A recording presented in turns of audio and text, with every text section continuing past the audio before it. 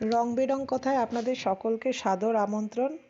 এখন আমি গল্প পাঠ করে শোনাচ্ছি রবীন্দ্রনাথ ঠাকুরের উপন্যাস যোগাযোগ। 11 পর্ব। সন্ধ্যার অন্ধকার মেঘের ছায়ায় বৃষ্টির জলে নিবিড়। কুমুর আসবাবপত্র বেশি কিছু নেই। একপাশে ছোট খাট, আলনায় গুটিদয়েক পাকানো শাড়ি আর চাপা রঙের গামছা। কোণে কাঁঠাল কাঠের সিন্দুক, তার মধ্যে ওর ব্যবহারের কাপড়। খাটের নিচে সবুজ রং করা টিনের বাক্সে পান সাজবার সরঞ্জাম, আর একটা বাক্সে চুল বাঁধবার সামগ্রী।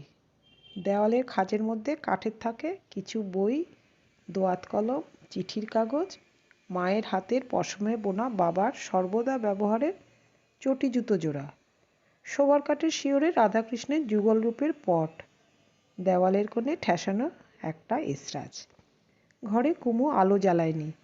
কাঠের সিন্দুকের উপর বসে জানলার বাইরে চেয়ে আছে। সামনে ইটের কলেবড়ওয়ালা কলকাতা আদিমকালের বর্মকঠিন একটা অতিকায় জন্তুর মতো। জলধারার মধ্য দিয়ে ঝাপসা দেখা যাচ্ছে, মাঝে মাঝে তার গায়ে গায়ে আলোকশিখার বিন্দু। কুমুর মন তখন ছিল অদৃষ্ট নিরূপিত তার ভাবী লোকের মধ্যে। সেখানকার ঘরবাড়ি লোকজন সবই তার আপন আদর্শে গড়া। তারই মাঝখানে নিজের সতীলক্ষ্মী রূপের প্রতিষ্ঠা। কত ভক্তি, কত পূজা, কত সেবা। তার নিজের মায়ের পুণ্যচরিতে এক জায়গায় একটা গভীর ক্ষত রয়ে গেছে। তিনি স্বামীর অপরাধে কিছুকালের জন্য ধৈর্য হারিয়েছিলেন। কুমু কখনো সে ভুল করবে না। বিপ্রদাসের পায়ের শব্দ শুনে কুমু চমকে উঠল। দাদাকে দেখে বললে, আলো জ্বেলে দেব কি? না কুমু, দরকার নেই বলে বিপ্রদাস সিন্দুকে তার পাশে এসে বসল। কুমু তাড়াতাড়ি মেঝের উপর নেমে বসে আস্তে আস্তে তার পায়ে হাত বুলিয়ে দিতে লাগলো। বিপ্রদাস স্নিগ্ধ স্বরে বললে, বৈঠকখানায় লোক এসেছিল, তাই তোকে ডেকে পাঠাইনি। এতক্ষণ একলা বসেছিলি? কুমু লজ্জিত হয়ে বললে, না, ক্ষেমা পিসি অনেকক্ষণ ছিলেন। কথাটা ফিরিয়ে দেবার জন্যে বললে, বৈঠকখানায় কে এসেছিল দাদা? সেই কথাই তোকে বলতে এসেছি। এবছর জ্যৈষ্ঠ মাসে তুই 18 পেরিয়ে 19-এ পড়লি, তাই না? হ্যাঁ দাদা। তাতে দোষ হয়েছে কি? দোষের কথা না, আজ নীলমণি ঘটক এসেছিল। লক্ষ্মী বোন, লজ্জা করিস নে। বাবা যখন ছিলেন তোর বয়স 10, বিয়ে প্রায় ঠিক হয়েছিল। হয়ে গেলে তোর মতের অপেক্ষা কেউ করতো না। আজ তো আমি তা পারি নে। রাজা মধুসূদন ঘোষালের নাম নিশ্চয়ই শুনেছিস। বংশমর্যাদায় ওরা খাটো নন, কিন্তু বয়সে তোর সঙ্গে অনেক তফাৎ। আমি রাজি হতে পারিনি। এখন তোর মুখের একটা কথা শুনলেই চুকিয়ে দিতে পারি। লজ্জা করিস নে কুমু। না, লজ্জা করব না বলে কিছুক্ষণ চুপ করে রইল। যার কথা বলছো নিশ্চয়ই তার সঙ্গে আমার সম্বন্ধ ঠিক হয়েই গেছে। এটা সেই ঘটকের কথার প্রতিধ্বনি। কখন কথাটা এর মনের গভীরতায় আটকা পড়ে গেছে। বিপ্রদাস আশ্চর্য হয়ে বললে, কেমন করে ঠিক হলো? কুমু চুপ করে রইল।